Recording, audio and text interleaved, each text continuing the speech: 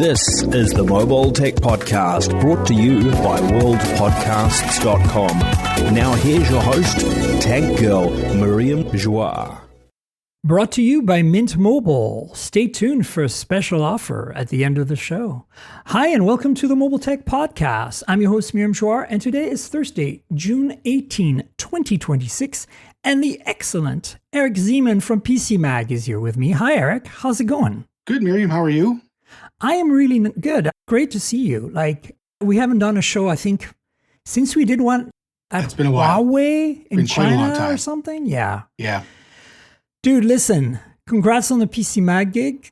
That's awesome. I really love what you guys have been doing on the site. It's been really solid. You got a really great team. Thanks. It's a challenging time to be in any sort of media these days. And tell me about it. All we can say is we're doing the best we can. As a freelancer, I just lost a couple of gigs due to them freezing freelance contracts. And I'm just like, dope. I'm sure I can find something else, but it's challenging. Anyway, I want to talk about a few things here. That it's been a quiet week overall. I'm kind of happy we're having a lull, to be honest with you. I was at Computex in Taipei. I came back about a week ago, and we covered the show for 2 episodes of the podcast, which is a lot because there's so much good stuff coming out of there. But at the same time, I'm like, let's talk about some phones again. So, hey, Moto, right?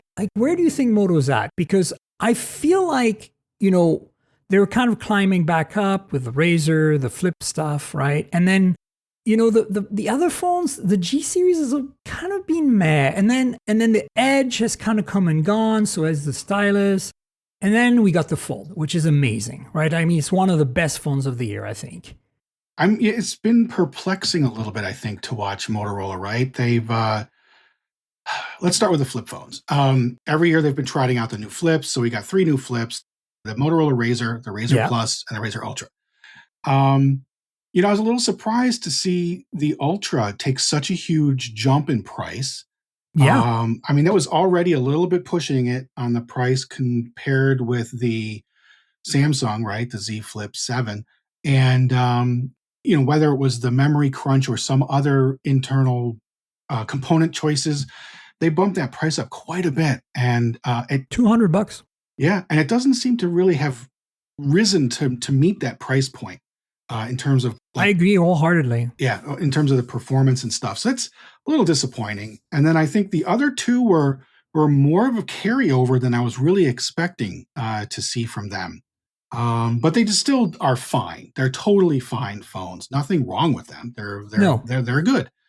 And then looking at the G series, what was it? The stylus, right? I think this is the 3rd year in a row Motorola's using the same processor in that phone. I think it's the 6S Gen 3 or something. Yeah. Wow, 3 years in a row. Either they got a crazy good deal on that chip 3 years ago and they didn't go through all of it, or they're just really kind of trying to keep things under budget. And I'm disappointed for people who are shopping in that price segment because I think, wow, you're getting a new phone for the same price as a phone from 3 years ago, and it's got technically worse performance because it's going up against more advanced software and competitors who have increased their performance. Yeah, no, I agree. Look, we talked about it extensively when the Razr was launched and my reviews after that. But you're right. Here's a killer for me. The killer is you can buy last year's Razr Ultra for $699 on Amazon right now. Right. So why would you sure, you get a tiny slightly improvement in battery and there's that sensor is slightly better light sensitivity in the main camera. But in my test, it made no difference whatsoever. The battery life was always pretty good on the Ultra. So I would say absolutely save yourself literally get it for half the price at this point, right? In fact, I think in our battery test, the new one lasted about a half hour less. That's interesting. I wonder if it's an Android thing. But here's the other thing. The base model lost half the storage. You know what I'm saying? You got 128 where you had 256 before or whatever it was. And I'm like, ouch, right? And again, the other thing to keep in mind is not only can you buy them cheaper, the old ones, and they're pretty much the same, except for you have to say putting the ultra wide back on the Razr Plus versus that stupid telephoto was a good thing, right? But then honestly, if you're going to buy the Plus, the new one, because it's got the ultra wide, buy the last year's Ultra. It's still cheaper, new, right? Like because it's still being discounted. And then if you want to buy the base model, buy last year's, because you know how Moto discounts stuff all the time. You can get deals from the carriers, from everyone. Like, you never buy your Moto at full price, even if you pay like unlocked and you want to buy the phone and own it, right? You never do. You should never do. Yeah. Of It's any definitely brand. some good deals on last. Yeah. It's funny. Like, I think about this with headphones too. Like the top end headphones from Bose, right? They come out and they're super nice and very expensive. And then you say to yourself, wow, I could get the previous model for half price right now. Yeah. And Same with Sony. yeah. And that's better than almost all the other competing headphones that are at that price point. 100%. So the reason I'm bringing this up is because last week, the reviews came out for the Moto Edge 2026. This tiny little nugget. It's a small phone, 6.3-inch display, really thin, 7 millimeters. And I'm bringing this up because, you know, I was in Taipei for Computex, and then I went to Thailand to chill out for a few days. And, you know, the device arrived while I was gone, so I never really reviewed it on time for the embargo. So I've been spending last week with it. Last week I mentioned I have it. It's out. Go check out the reviews. I'm going to link in the show notes to the PC Mag review of this phone. You know, it was a kind of a meh review. I mean, your writer gave it a 3 out of 5. I would give it a 4-ish. Look, the thing about this phone that makes it good, I think, is the size, the weight, the display size. If you want a small phone that doesn't suck, this is it. The battery life is good. You know, the cameras are decent. The display is really nice.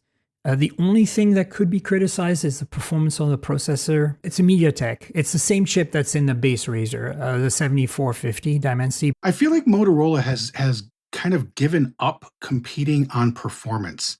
Yes. Across the board. I mean, they don't even have the Elite in the fold, right? Like, right. Yeah. Yeah. They're using last year's chip, aren't they? No, they're using the current, like, lower end flagship tier. So right. The sub flagship tier. 8 Gen flag. 5 non-elite. Yeah. Right. Yeah, and that's a curious thing to me. And why is that? Why do they think that it's okay to not compete? Do their customers not care? What kind of data are they seeing that says, you know what, some people will put up with slow phones or slower phones? I mean, the issue is not that it's bad right now. Like, for a week, it's been fine, and I'm not like, but in a year, what is it going to be like? Once it gets an Android update, what is it going to be like, right? Those are the questions you have to ask. And the other thing to keep in mind is the price is insane. $599 for this phone? Like, buy a Pixel 10A, like, or 9A if you can get, is the same phone. You can get last year's phone cheaper, pretty much, right? We know that, other than satellite connectivity. Again, it seems like you made that point about Moto having not upgraded their chips much at all, and, you know, cut some storage even. I think the same thing is happening with Google. They didn't cut storage or RAM, but they used last year's chip for the first time. Every time in the past, the 10A or the A series would get the chip from the previous year, you know, like from the models that came out, the mainline models, right? But we didn't get a Tensor G5. We got Tensor G4 again. And it's a better phone than this. 100%. Yeah. You know, at Mobile World Congress, I was speaking with a Google executive off the record, so I will not name names. And that person said, we were discussing the RAM shortage and such. That person said, you know, it's going to be cheaper phones that suffer first and most from the RAM shortage because the manufacturers just won't be able to put the right components in there. So it's curious. I mean, we're talking about processors. We're not talking about RAM and storage and memory, but a lot of those things are sold bundled together, right? Yeah. They're sold as a system on a chip to some degree. So I'm curious, you know, if that's what we're seeing, if some of the RAM stuff is holding back moving on to newer processors. Yeah, I agree with you. I think that for me, what, you know, kind of resonates here is that I think that there's definitely a crunch on manufacturers. Like even Realme, I have this phone that I talked about 2 or 3 weeks ago. They sent me the 16T, which is like their, you know, $250 phone. Last year's model had an OLED, 1080p, 120 hertz. They've had OLEDs on every one of their $200 to $250 phones for years now. Like we haven't seen an LCD on these phones in years. This year's model, 720p LCD, mind you, at 120 hertz. But Everything else is fine. The processor is okay. The battery is actually great. It's a silicon carbon battery at 7,000 milliamp hour. It charges fast. It has a decent main camera. But like the display is crap. And I'm like, I asked them about it. And the price is the same. Like you might as well get last year's. Well, we're seeing this across the board. Even if the Chinese are making compromises, it's kind of crazy. That feels to me like they got flat-footed on a demand supply chain issue. Like they just didn't catch the right run. They had a bad connection with somebody on, a panel purchase. This is Oppo. This is Oppo's supply chain. They don't have any constraints. They know what they're doing. This is what's weird about it. This is the phone, That's perplexing, by the way. For sure. As you can see, it has a selfie mirror. We haven't seen that in a while. Oh, yeah. And, this is the display. Like, it is absolutely horrendous. Let me show you. You see that chin, that Moto-like chin at the bottom there? Yep, got a good old and look chin at those going on. bezels, and you can see how, you get that viewing angle issue of the LCD, and like around the camera here, how you can kind of see this halo around the cutout, because you can't do a clean cutout on an OLED. You can, but not on an LCD. It doesn't have that set back look, does it? Like it's like set back a millimeter from the glass. Yeah, that's the worst. It does have that a little bit. Oh, but geez. look, I mean, the phone itself is fine. It's just like you don't want to buy this phone. You buy last year's. It's the same with Pixel 9a. It's the same with the Razrs. All this to say that, and by the way, for those of you who are listening going, what are we talking about here? You're showing phones. Hey, there's a video version of this podcast. You can get it on Patreon. Patreon.com/TNKGRL. $5 a month, every week, a day in advance. You get the show, and we show phones. You see our faces. Sometimes we have bloopers, extra time, extra content. So please consider supporting me. But look, this is a very interesting discussion to have, because I feel like, where are we going from here, right? Are we going to stagnate in RAM? For sure. Like, we don't really need more than 8 gigs on an entry-level phone, I think. Even with the AI, for most people, that'll be fine. I think 12 to 16 for a flagship is okay still. But yeah, if the AI starts getting, like, I'm not talking about the AI that's consuming the chip, the data center. I'm talking about the AI on device, like the Geminis of the world and the Siri AIs of the world. These assistant, if these agentic things get more and more popular and demand more and more power, we're going to need more RAM on our devices. And only way, with the crunch, the only way to go here is to go up in price. Processors, I think, are going to stagnate too, not because that the chip manufacturers aren't going to create new processors. It's just that because of the RAM crunch, they're just going to cut corners somewhere. Battery, camera, display, processor. I mean, some phone makers are doing the same thing PC makers do, right? They're allotting a percentage of the storage to RAM. They're allowing a virtual RAM environment to exist. Yeah, the Chinese do that a lot with Android. Yeah, for sure. And it does work to some extent, right? It's kind of like optimizing in software in a way. But I think I'm not worried too much, but I want people to understand, the audience to understand, that buy last year's phone is going to become a thing, like more and more. And you're probably going to be okay with that. Like, you might get one last year of software updates and going forward. But honestly, 1 year on a 7-year, most companies are 7 years now, the big players anyway, you're probably fine. But I do think that we're going to see some compromises. And especially, as you said, at the low end. Like, Moto is a good example of that. They've always put underpowered chips in their mid-range and low-end phones. It's not a new thing. This is not related to the RAM crunch. No, this not Edge new at should all. have a slightly better Dimensity or a 7 Series Qualcomm chip in it. And it doesn't. For $599, it really should. Also, 128 gigs of storage on this phone by default, 8 gigs of RAM. Last year's Edge had 256, and it was $100 or $50 less. Yeah, that really hurts. Oof. It does. Especially without micro SD support, which has gone away on most phones and all of that. Yeah. So why should you get this Edge? It's a small phone and it's light. And the battery life's okay. And more importantly, I think the best part of it is the cameras. They're not, Moto Razr Fold grade or Signature, which is, by the way, the same camera system.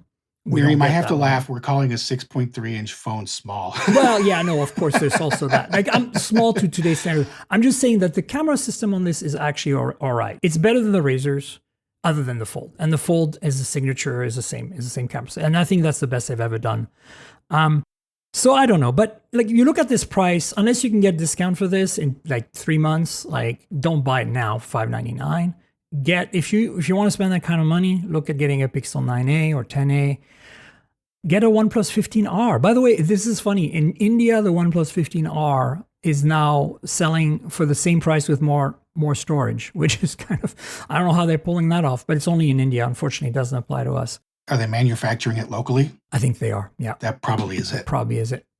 So yeah, I mean, if you had to give feedback to Moto right now, based on what we've seen this year, and, maybe or to the industry in general, based on this RAM storage, what would you say to them? Because I've been thinking about that, and I'm like, what should the marketing look like? Well, we saw last year when Samsung brought out the Z Flip 7, that one doesn't use the newest chip either, right? It uses an Exynos. It was a new Exynos, but it was not a Qualcomm chip. You're right. It wasn't a Snapdragon. It wasn't the same Snapdragon that's in the Fold, which I thought was curious. Yeah. And Motorola has never put the highest end chip in the Razr series, at least not for a few years. It did the Ultra last year. That was an 8 Elite. It was the best chip at the time. Oh, it was. Okay. So what we're seeing is, I guess I would say, from my perspective, they're kind of hedging bets in a way of they're not overspending now, so they have the resources to do better things later. Right. Is what I'm hoping the strategy is. I hope they're just kind of hitting pause on some upgrades that we would have normally seen, in the hopes that things will just continue on for the next 6 months or a year. This will abate at some point, and then they can move forward with the rest of the industry. Because I think it's going to stagnate across the board with many products. We're going to see raising prices. We're going to see the same storage and memory allotments we've seen for a couple of years. Things are not going to get better, unfortunately. But I also think we're going to see at the high end, right? We're going to see some drastic price increases. Some companies are going to say, screw it, we're making the best phone we can, and it's $3,000 or whatever, right? Like, I am bracing myself for the price of that iPhone Ultra folding phone. Like, it's going to be a nightmare price. I'm telling you all right now, because Apple can also get away with it. And I think this is the problem I'm seeing. And then, like kind of making a parallel between what's happening to us when we go to the grocery store right now, at least here in San Francisco, it's insane how much everything costs. And more than ever, I mean, it was more expensive than living in Oklahoma or something. But like, I think there's a kind of a stratification of the high end is going to become even higher end and cost even more money. I think we're going to see that. And some people are going to say, no, I can't do that anymore, and some people are going to say, oh yeah, I'll do it, Well, that's where the profits are, right? Those high-end phones with 2 terabytes of storage, those are the ones that make Apple the most money, and Samsung and whoever. So yeah, I agree with you. I'm thinking about like, what's the highest price you would pay on an iPhone 17 Pro Max right now compared to the S26 Ultra? I think they're comparable, right? They're within $100 or $200. Yeah, they're very close. And I would say the Z Fold 7, I think Apple will probably outpace it by a few $100. Yeah, I'm expecting like $2,200 to $2,300 for that iPhone Ultra. I wouldn't be surprised if it goes as high as 25. Really? Personally, yeah. I'm worried that it'll be way up there because you're right. It could be. It's their first. It's a premium product. It's they're probably baked this RAM and storage into it ahead of time, so they're stuck with what they've got in terms of components. And I think they're going to say, you know what, let's we got some R&D to recoup. Let's go for it. Yeah. Plus, I mean, Apple folks will pay that if they want it, right? Like that's. I mean, I'm one of them. Like, I'm not an iPhone user primarily, but I am a Mac user primarily. And even though I don't buy the best Macs, I generally stick with the Air, and I have a Neo that I've been playing with that is pretty awesome. Like, I'm just, I will spend my money because I know I can keep these devices for a long time. But look, I think it's interesting. I think my advice to Moto would be like, you need to market it better. Like, I feel like when we were briefed and stuff, they kind of glossed over a lot of this spec stuff. And instead of kind of like burying your head in the sand, at least with us, the audience that is media, like, you should be more transparent and say, you don't have to explain yourself as to why necessarily, but be ready for some answers. When we ask things like, well, why is this half the storage? You can just, there's a lot of fingers you can point at right now. Right? You can just say, oh, RAM shortage, we'll understand. And it's legit. Like, it's not like we're going to be mad at you.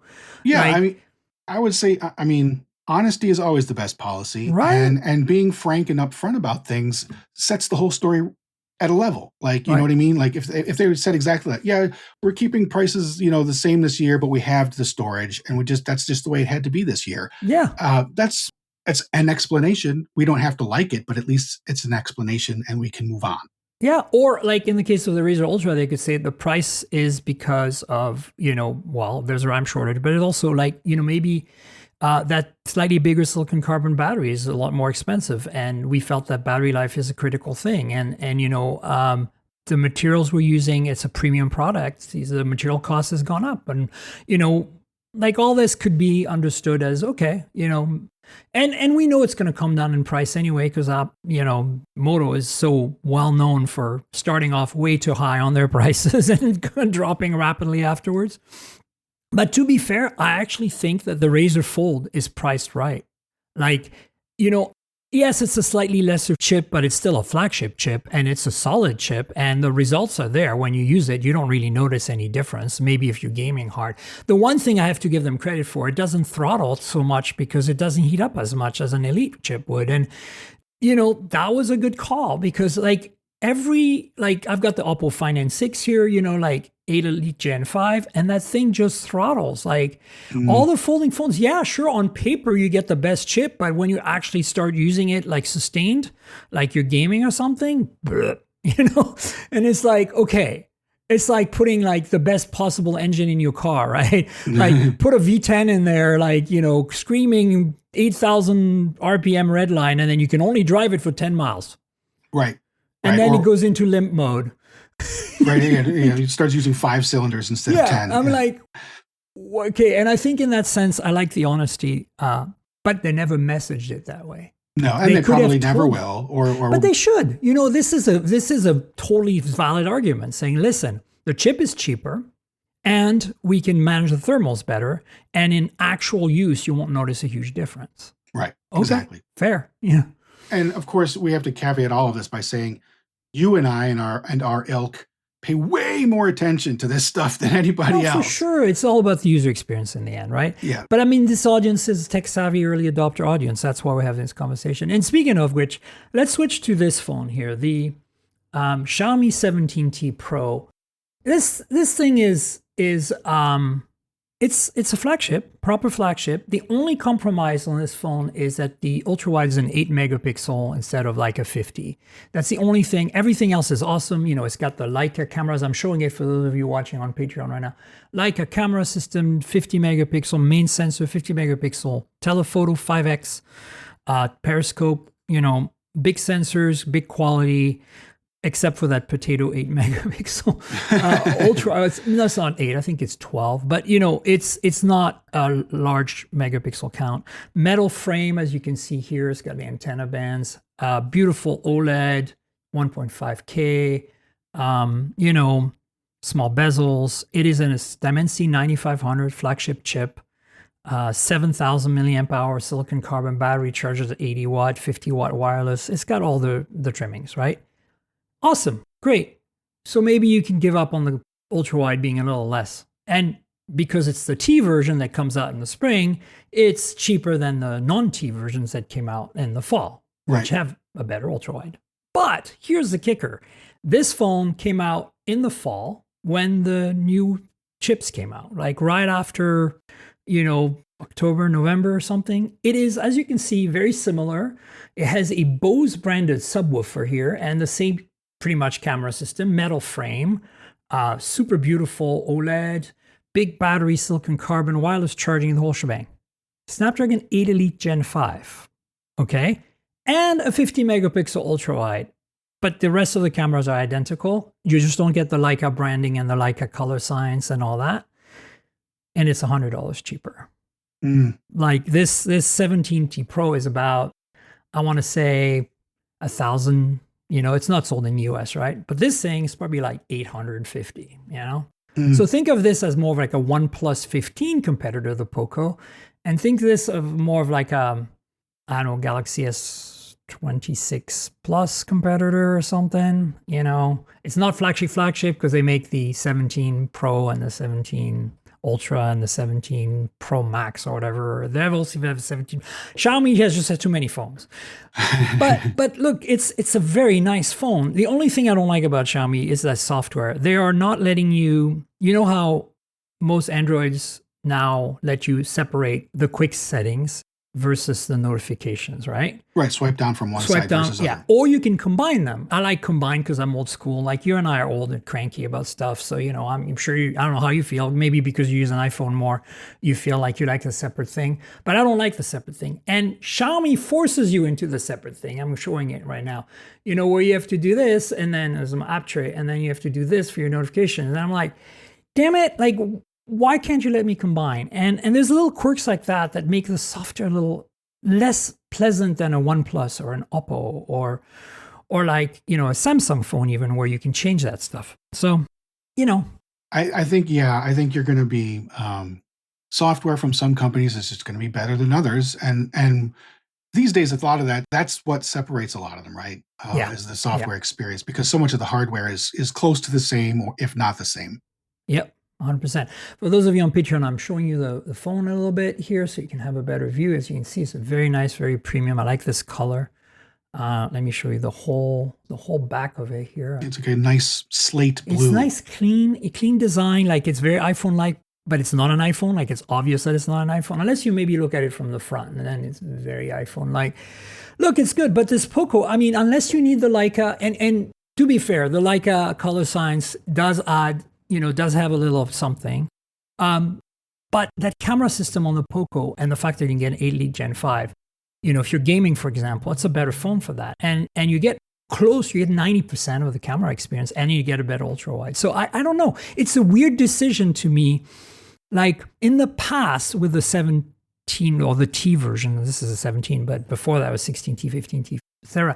They've always cut something because it's slightly cheaper flagship, but they did things like more like a plastic frame instead of a metal frame.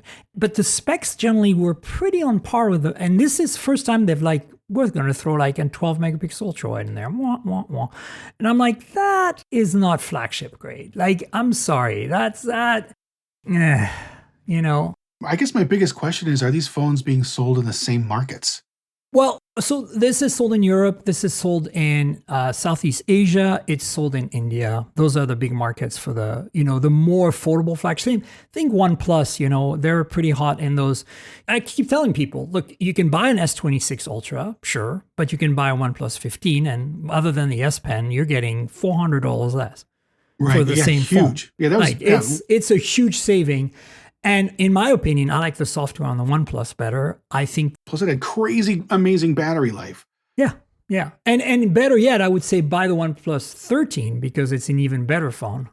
Like you get the newest chip on the 15, but they've downgraded the cameras a little bit. And yeah, I like the design a lot better. The 15 really spoke to me on the design. Yeah, there's that whatever it is, Sandstorm, whatever. Oh man. Darude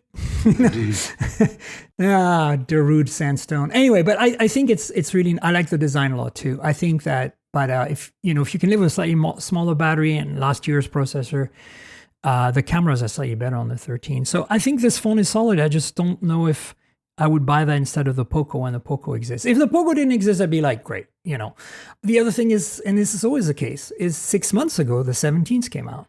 And you can probably buy the base 17, which is a small phone, by the way, small in quotes, 6.3-inch display. It's like matches the iPhone 17 in size. But it's a full-on flagship with triple 50 megapixel Leica, Snapdragon 8 Elite Gen 5, wireless, wired, everything. Silicon carbon battery. It's got like, I think, a 6,700 milliamp hour battery or some crazy amount for a phone that's 6.3. Like, it's amazing. And it came out 6 months ago, so I am sure you can match the price of this 17T Pro with a 17 right now and get a slightly smaller phone. Like, I don't know. I think it's hard. And again, it's the same thing. It's like we talked about pricing earlier. Like, it's always been the case that if you buy the phone from 6 months ago with similar specs, you're going to get a better deal. So always and forever. Yeah. So I don't know. Xiaomi I'm a little concerned about their proliferation of devices. I mean, they also have the Redmi brand, the Redmi K90. is being out, or K90 Pro, the K series is basically the same, exactly the same as this Poco phone. By the way, that subwoofer doesn't suck. It's a proper 2.1 sound system. No, I was surprised. Like it's the best. Is it even the size of a dime? No, but like I'm telling you, it is incredibly good sounding system on a phone. Like, yeah, it matches. I would say it matches a decent Bluetooth speaker. It doesn't. It's way better than an iPhone, which are really good, or a Samsung or a Pixel, which are all flagships now have really decent speakers, I think. True. But this adds like a bit of more bass that somehow comes in, and it's got the same level of clarity as the other phones that we're used to. And you're like, wow, I can fill a room with that and not feeling like I'm missing out. Like you can actually hear some thumping when you're listening at decent volumes. And I thought it was going to be a complete gimmick, especially with Bose plastered on it. You know how it is in cars with Bose plastered on cars. It's like always just a bit of a joke. And no, this is the thing. So that's the other thing. You get an even better sound system on the Poco. So the K90 is kind of the same-ish phone for Redmi. So that's the other thing. Like, why make... I suppose it depends on the markets where they're popular, right? So Poco is probably more popular in some markets, Redmi in others. It's so bizarre. But...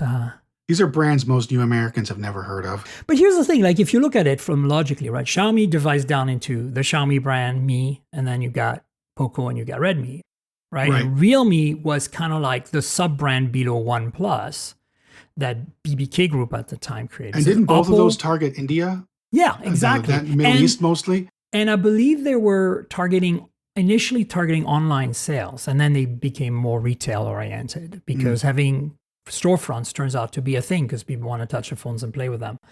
And then Poco kind of came in as an affordable brand that basically rebadges the Redmi phones. And I'm like, why?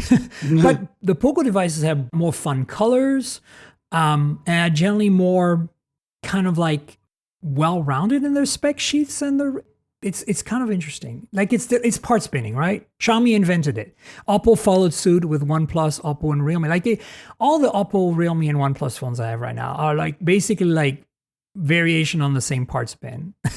Yeah, at the same price point. And you're like, okay. So if they're on a conveyor belt and whoever reaches their hand in at the right time gets the right set of specs. Yeah. Like, for example, I'll give you an example, right? Looking at last year's flagship, after flagship chips hit, you've got the Oppo Find X9 Pro Dimensity 9500, which is essentially a OnePlus 15, but with a better camera system and doesn't have 8 Elite Gen 5, has Dimensity 9500. Amazing phone. And then you got the OnePlus 15, and then you got the Realme GT 8 Pro. And they're all pretty much within a hair of each other in terms of specs and performance and price. The Realme is the best one of the three, it turns out. You know why? Because it has the better camera system of the Oppo and the 8 Elite Gen 5. Now, don't get me wrong, MediaTek Dimensity 9500, very solid chip. But again, if you're a gamer, you know that you're going to get the best performance on a Snapdragon 8 Elite Gen 5 right now. Yeah, I just haven't used those the software on those phones in quite a while. Well, the beauty of it is it's exactly the same OS. So if you've played a OnePlus 15, the Oppo feels the same, the Realme feel the same. ColorOS, it's called ColorOS on Oppo, it's called Realme UI on Realme, but if you look, you can literally put them side by side. The icons are the same, the menu items are the same, everything is the same. And actually, of all three, I think that's the, of the big manufacturers right now that have multi-brands, BBK Group or whatever, formerly BBK Group, Oppo, Realme, and OnePlus have the closest, like in terms of software. Xiaomi tends to make variations are visible enough between Xiaomi, Redmi, and Poco that you kind of sometimes go like, oh, why is this feature missing? You're like, it's on your other phone. It's the same essential software stack. What are you doing, guys? And then there's Vivo. Vivo was part of BBK Group, and it's kind of doing its own thing in its own corner with its own software, but it's using the part spin from Oppo. It's very strange. It's a whirlwind, all those brands and manufacturing groups and all of it over there. It can be confusing to keep straight sometimes. Yeah. I have to admit. I'm wondering, have you explored at PC Mag writing about these Chinese phones at all and seeing if it's cost effective and worthwhile? Because, as a more US-based pub, right? Like, does it make sense? I mean, of course we do during Mobile World Congress. We always cover them there. And when they do significant launches in terms of technology or features, like if Honor had announced the robot phone in the middle of October, we would have covered that. Right. Because it's unique, it stands out, and it's something to look at, and it would be part of the news feed for a while. For sure. Would we ever review those? Unfortunately, not. We're the U.S. focus. Our audience, we stick to reviewing products that our audience can actually buy. For sure. And the other thing is reviews are tough too, because, I write them for Hot Hardware. I do a lot of phone reviews for them. And I have to say, like, I feel like I'm writing these really detailed 2,000-word reviews, but nobody's reading that. People's reading my intro and maybe my verdict, and maybe that little box that gives you the 5 bullet point pros and cons. And I feel like, why am I writing so much? But at the same time, some people read it, I'm sure. They're doing their research. I don't know. What do you think?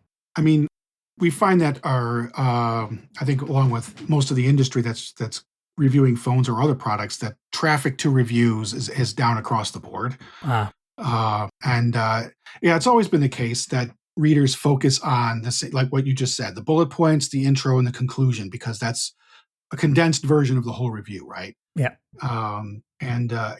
We were able to trace it back to the AI overviews on Google. And I had people in real life tell me, oh, these AI overviews are great because you can just read that and you don't have to click the link to the article. And I'm like, wow, you're killing me. Please click the link. And So now that Google has futzed a little bit with the way the AI overviews appear on the page, some of the traffic is recovering a little bit.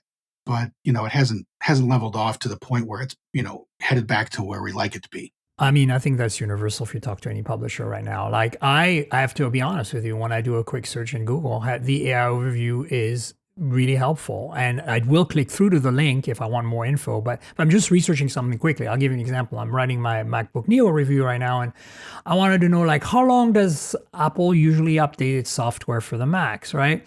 Like, I know there's a yearly new Mac OS that's free and you can upgrade to that, but like how long? And it turns out it's 5 to 7 years. And then they tack onto that a 2 to 3 year security updates on that. But I didn't know exactly like the numbers, and I knew intuitively because I'm a Mac user, but I didn't know that.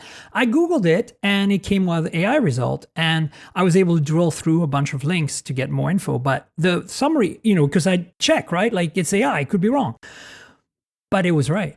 And it was helpful because it gave me a good first impression. And I feel torn because as somebody who writes for a living and gets paid to do it, I'm not helping here.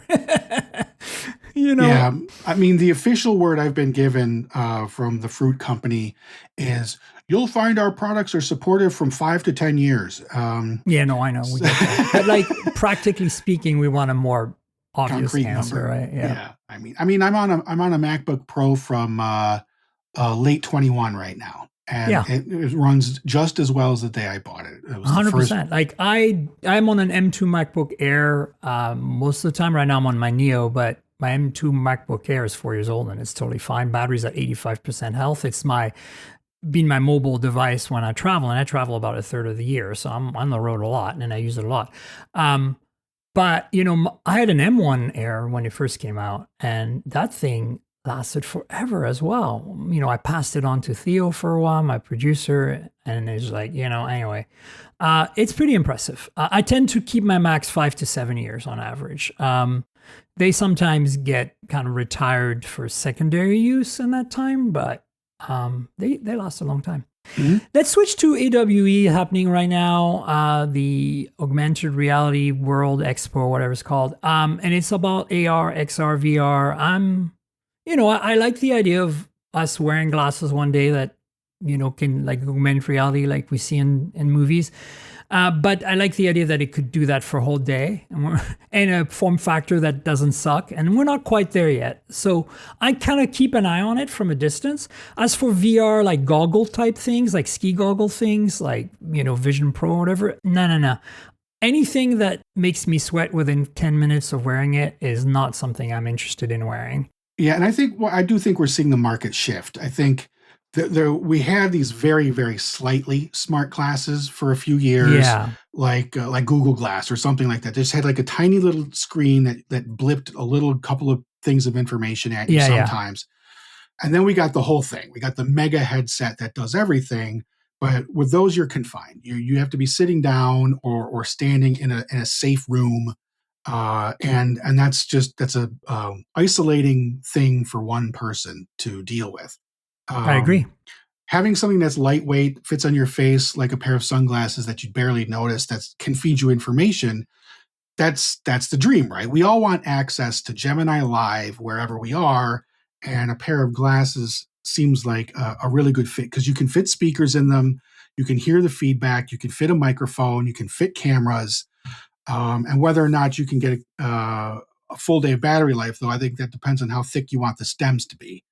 Yeah, And right now that's for sure. and this week we saw some incredibly thick stems from our friends at Snap. I mean, Yeah, tell me about your thoughts on that. I was going to bring that up as the next topic because the Snap glasses they released, they're $21.99, I think. Oof.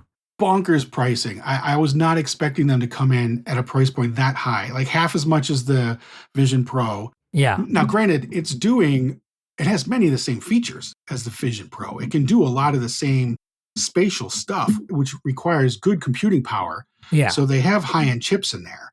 But I just, the photos, they didn't let anybody put their hands on it this week.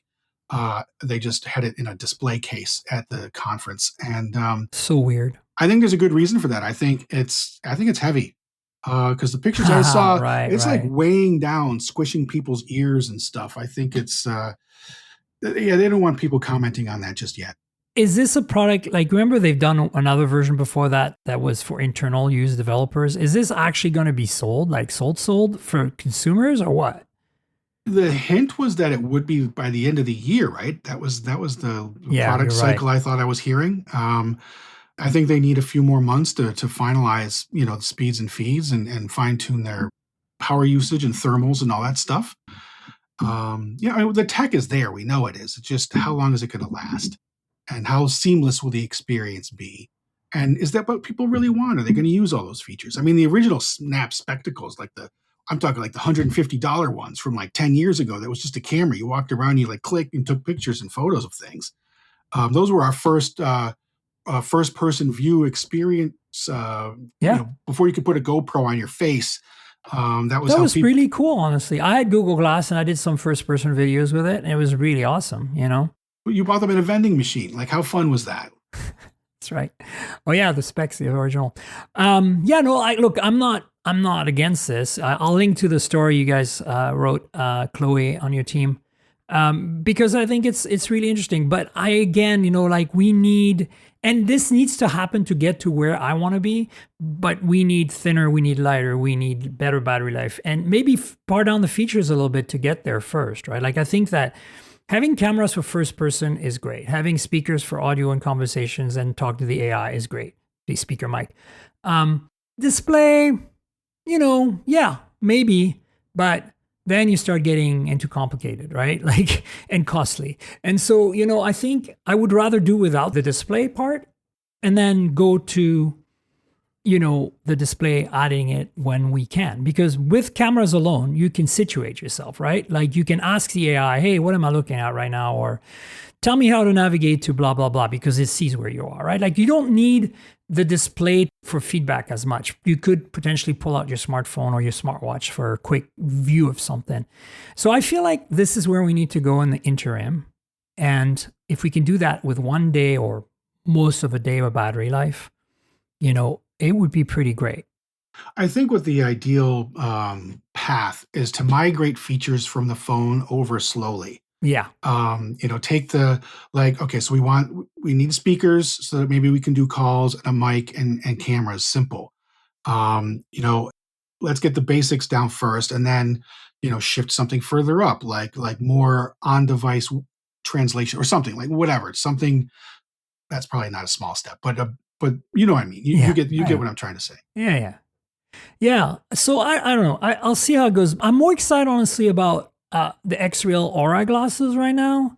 Like, we've knew they were coming. They're running Android XR. Android XR is pretty interesting. Xreal makes some of the best, monitors on your face, like glasses that are essentially just displays. This has two Sony micro OLEDs at, 1200, like 1.5K res, 120 hertz refresh, 70-degree field of view. This is pretty state of the art. But the cool thing is that it's running with the new Snapdragon Reality Elite chip, and that's in a separate compute puck, meaning, based on my experience, I have the Xreal glasses, not these, but others, and they're pretty light. Like, they're not cumbersome to wear. They're not uncomfortable to wear. They're just displays, right? Essentially, with some sensors on them. But these, plug into essentially this compute puck, this separate device that has, essentially two USB-C ports on it. One plugs into the glasses, one can be used to charge the puck or connect to your phone. I think it's a pretty good compromise. Also, the battery comes from the puck, right? It's similar to the puck that you have on a Vision Pro, right? But it's got a display, I think, on it, it looks like. Like they did this before with the Beam, the Xreal Beam stuff. And basically, you can run Android directly on the puck, and you can put like Netflix on there, so you don't need your phone at all. Like you do, it's Wi-Fi only. At least the Beam Pro, the previous version. I don't know if this puck is the same or better. Obviously, it has a better chip in it that's optimized for AR use. But I think it's cool because you get the ability to run some stuff offloading from your phone. You don't need to necessarily have your phone involved. Yeah, the idea of tethering to a puck does. I don't know, just kind of ruins the experience for me. Yeah, or would. But for now, right? Yeah. As long as the wiring is done right or it's handled in the right way. It's one thing if when it's winter and you're wearing a coat and it's one, you can throw it in your coat pocket. You're not going to feel it there. But in the summertime, like you throwing it in your shorts or Yeah, it's gonna be a hassle. It would be it's a whole different story. But I think, it's a decent stepping stone, and I think a better compromise than having really bulky frames, heavy, bulky frames, which is what Snap seems to be doing. Yeah. So I don't know. I'm looking forward to it. I'm pretty tight with Xreal. I'm sure they'll send me a review unit when the time comes. I'm not going to run for it now. Like, it's not my focus still. I think I'm waiting for it to mature a little more before I jump into this one. But I believe it's definitely going to be part of my future. I wear glasses every day, so I don't mind having something that's a little smarter than the dumb plastic and pieces I'm wearing now. Yeah, no, I'm a lifelong glasses wearer myself. I usually hide behind contacts when I can, but it. All right, so yeah, let's see what happens. What comes out of AWE? I think it's the last day today, so we'll find out later. But I think most of the important announcements be made, and I think those two kind of sticking out as the main ones.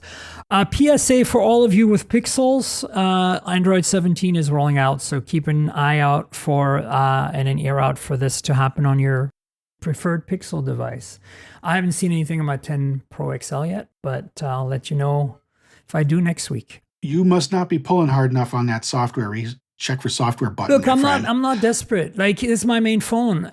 I'd rather make sure that, a few other people install and find the problems and bugs before I do, and I can hold off. Like, I could pull out my 10A and put it on there, no problem. Yeah, that's fine. Or I did that. I put it on the 10A. You did? I should do that. It's running okay. It's running. It's fine. Good. You're happy with it? No problems. Well, although there's still plenty of missing features, which I assume they're holding for a Pixel hardware event later this year. Yeah, for sure. But are you happy so far? Do you think that what they've added is worthwhile? It's fine. I did the little tutorial when the platform loaded, and they're great. It's the bubbles, the bubbles. We've tried chat bubbles and other bubbles on things from time to time. It's an interesting idea behind multitasking, I suppose you could say. Something I got to get used to. And who doesn't like futzing around with the creative stuff, like the video stuff?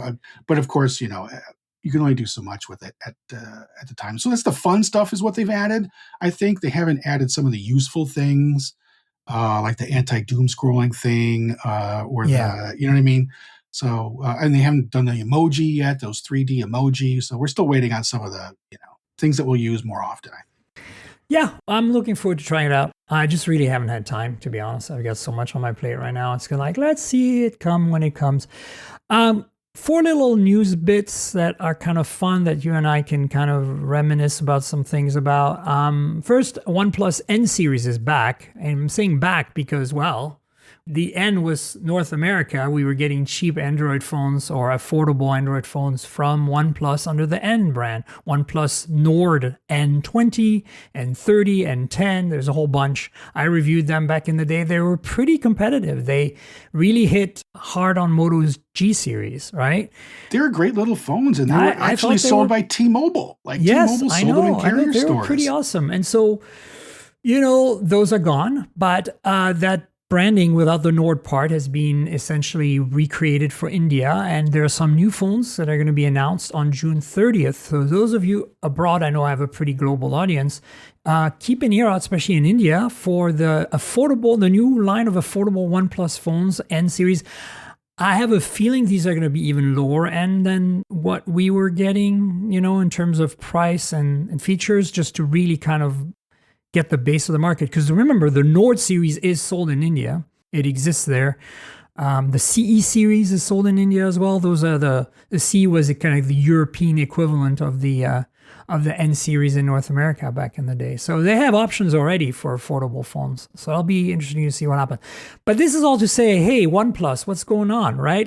At least for us right now, it's like crickets, right? So I don't know.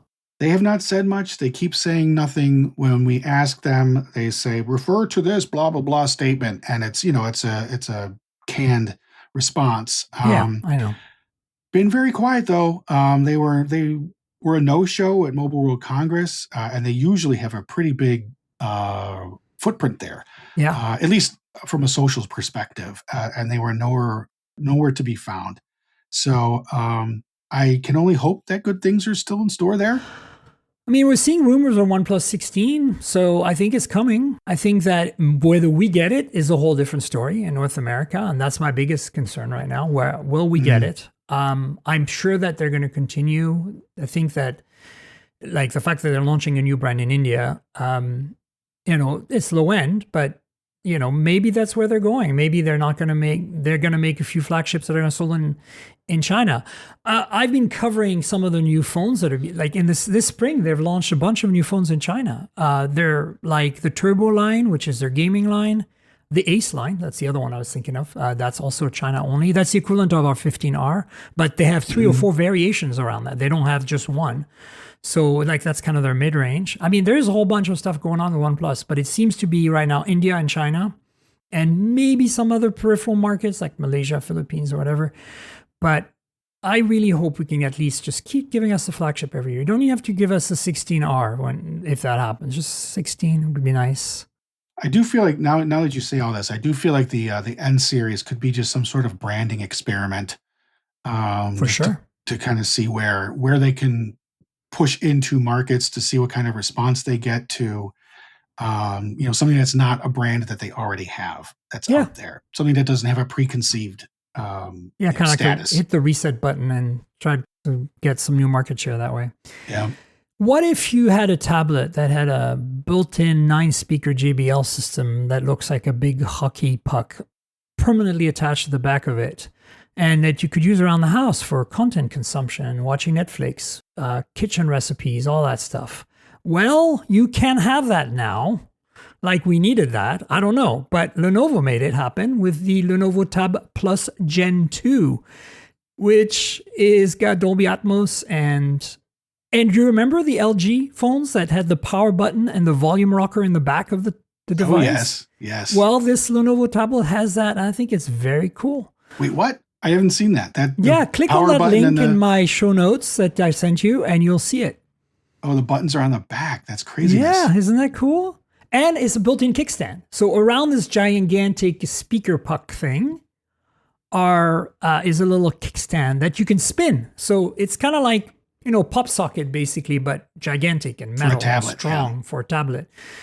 And I was like, is there magnets? I was like, you should add MagSafe to that somehow. I don't know if it's strong enough to hold to something, but anyway. Well, Lenovo's always done interesting tablets, especially their yoga line of tablets. Have had crazy bendables, kickstands, and those really wide like bars at the bottom for holding and gripping, but also contain the battery and side firing speakers.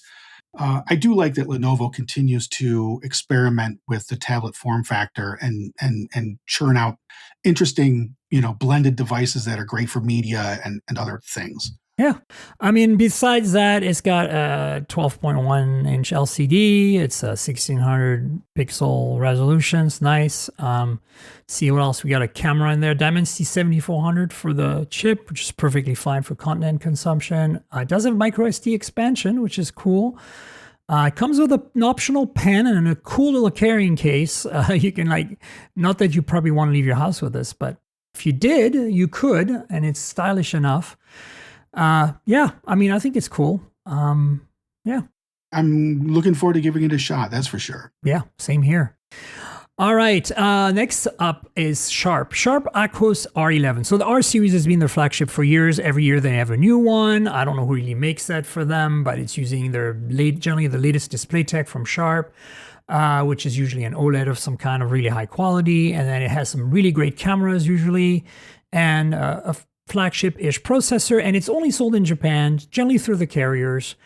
And, the reason I brought it up this week is because, well, it's a one-time-a-year thing. Go check it out. And this year they added a telephoto, which doesn't suck. It's a pretty weird resolution, 38 point something megapixel.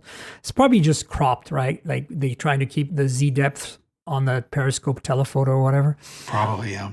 But it's interesting to me because you remember back in the day that we actually did get a Sharp Aquos. It wasn't the flagship, but we got a Sharp Aquos device I want to say 10 years ago or something from Sprint.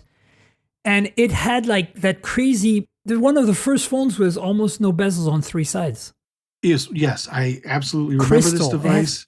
It was crazy. It was the Sharp Aquos Crystal. That's it. And this phone was from, I want to say 2008. Oh, it's way longer than that.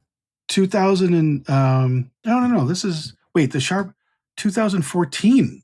So it's about 10 years ago. Yeah. So I'm looking at a picture of it now. And that crazy screen, but it had a humongous chin. Yeah, it had a big chin because insane. All the stuff was down there. And I don't remember where they put the camera. Is it in the chin? I don't see one. Front-facing camera. I don't see it up at the top either. Maybe you didn't have one. Might not have. Certainly a curious phone. We haven't seen a phone like that in quite some time. But I mean, you remember it. It's kind of like this fun stuff when phones were fun, as Mr. Fisher would say. Yes. Mr. Mobile, Michael Fisher. Yeah, I don't know. I dig it. I dig the fact that Japan is still we're going to do our own thing, and Sharp's still making phones, just like Sony's still making phones. Who knows who buys them? But I support that. I wish LG and HTC had stuck around just to make the occasional flagship just for, shits and giggles, as it were. Absolutely. Just having a presence in the market is just an important thing. And I just it's such a waste to see, and Sony probably makes zero money on these phones. You know what I'm saying? Oh yeah, I see the camera. It's down next to the Aquos logo. I know. And Sony markets the living heck out of those phones, even though they don't sell them in the United States. It's just and they stopped selling them in the United States. They did. They used to. Oh yeah, it's the that little circle down next to the next to branding, which is also the earpiece. What is that? Oh, that's right. You had to turn the phone upside down for phone calls. Did you? Oh my God. I think maybe. Oh, maybe it's up in the top too. Maybe that's just the microphone, the bottom microphone or the speaker. Yeah. Anyway, it was cool. All right, so yeah, if you're in Japan, go nuts. Buy yourself a Sharp Aquos R11, folks. Yeah. In the early days of camera phones, Sharp was a pretty big player, and that's why their cameras have always been really good still today. They really cared. They had a lot of, those Japanese flip phones in 2000 that had telephotos and zooms and 5 megapixel, I think they even beat Nokia to that. They were serious, but you could only buy them in Japan, and they were completely not compatible to anything else. Commodore phone. Commodore, the rebirthed brand, has made a phone. And I don't know if you guys have been following. Commodore used to make the Commodore 64, which was an 8-bit home computer back in the early 80s. I'm old and I had one. Well, I didn't own it, but I played with it. And It's got a cult following. Some of the best games from the 8-bit era on that device. And Commodore, somehow a bunch of, crazy hacking fun folks decided to acquire the brand and recreate a Commodore 64 that you can buy today that, has all the modern amenities, but is still the original 8-bit computer that can run all the original 8-bit software and everything. And they decided to come out with a tiny little flip phone, Commodore branded, probably made by some ODM, runs Jola OS, which is really cool. It's a really cool OS. But the marketing on this is a bit weird, right? Like, first of all, why would you do that? Like, you're making this Commodore 64 8-bit computer, rebirth thing. Great, that makes perfect sense. Why would you diversify your brand with this particular product that's clearly not designed by you and it's like ODM'd and has Jola on it for software, and then brand it as a, getting you off social media, and then how do you communicate with that thing? Nobody knows T9 anymore. You and I do, but like, you want to be able to message people. That's important on a Miriam, phone. my friend, this phone's not for you and me. This is for the Gen Z kids. This is for the kids. I was going to say that. Who do not want smartphones, who think they're taking a break by using a flip phone instead. It's for them. It covers, it's funny, the name, Commodore 8020. Are we talking about percentages here? Like, you should be spending 20% of your time doing this and 80% it could be, but over that? to be fair, a lot of their peripherals are always 4 digits like that. The floppy drive and the monitor were all, I can't remember, like right now the Commodore 64 fans are mad at me for not remembering these numbers. I know you are. Sorry, folks. But what I'm trying to say is, like, I get what you're saying.